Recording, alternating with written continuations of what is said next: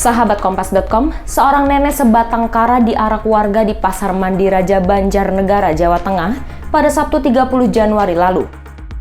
Hal ini terjadi karena sang nenek tertangkap berusaha mencopet uang salah seorang ibu-ibu di pasar. Permasalahan ini kemudian diselesaikan secara kekeluargaan dan nenek berusia 50 tahun tersebut mendapat bantuan sembako hingga pekerjaan.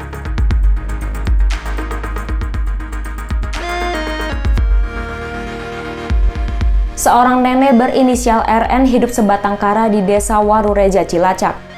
Sementara suami dan anaknya telah lama merantau di Jakarta. Untuk memenuhi kebutuhan sehari-harinya, RN biasanya menjual makanan. Namun, selama pandemi ini dagangannya sepi pembeli, hingga untuk balik modal pun terbilang sulit. Sehingga, RN memutuskan untuk menjalankan aksinya di Pasar Mandi Raja lantaran sangat membutuhkan uang.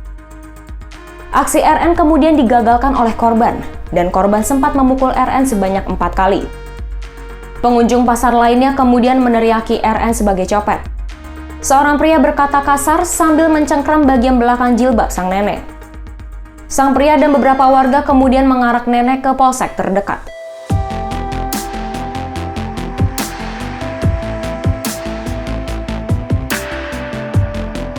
Sesampainya di Polsek Mandi Raja, proses pemeriksaan sempat ditunda lantaran RN diduga mengalami trauma psikis.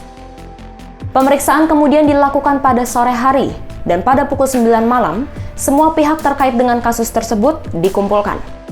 Setelahnya permasalahan diselesaikan secara kekeluargaan, dan sang nenek hanya diwajibkan melapor.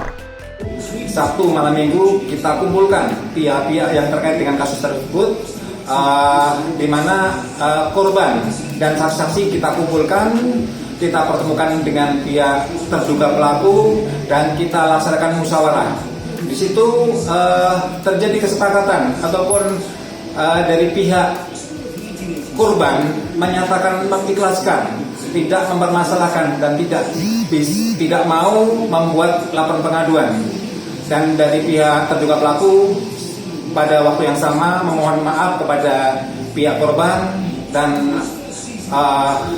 dinyatakan permasalahan selesai, tidak dilanjutkan ke proses hukum lebih lanjut.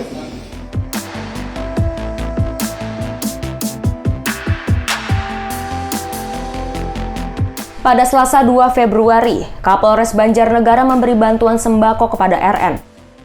AKBP Fahmi Afirianto pun berpesan kepada RN untuk tidak melakukan pencurian lagi.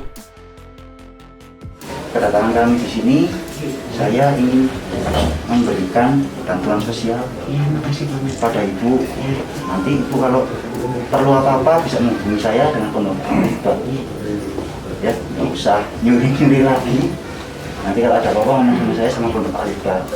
Okay. Selain itu, ia juga menyampaikan tawaran pekerjaan kepada RN. RN ditawarkan menjadi juru masak di Pondok Pesantren Alif Bamantrianom Banjarnegara, Jawa Tengah. Selain akan mendapatkan gaji, ia juga akan mendapat bimbingan rohani khusus dari pengasuh pondok, yakni Kiai Haji Hayatul Maki.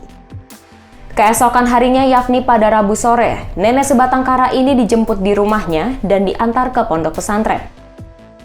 Kewajiban wajib lapor yang dikenakan kepada sang nenek pun dibatalkan.